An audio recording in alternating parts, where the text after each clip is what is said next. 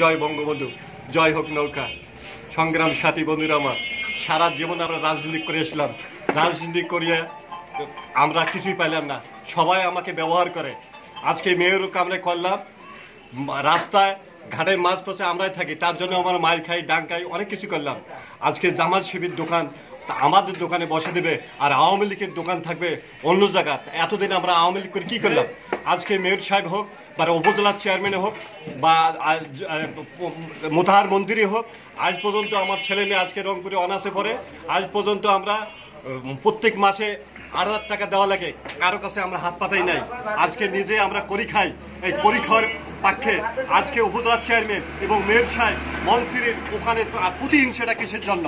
আজকে যদি আমি যদি ওই জায়গা মতন যদি আজকে আমি যদি ক্যান্ডিক যদি বসাতে না পারি, তাহলে আমরা এর জন্য আমরা অন্য ব্যবস্থা আমরা করব। এই জন্য আমি বক্তব্য শেষ করেছি। জয় বাংলা, জয় বঙ্গবন্ধু।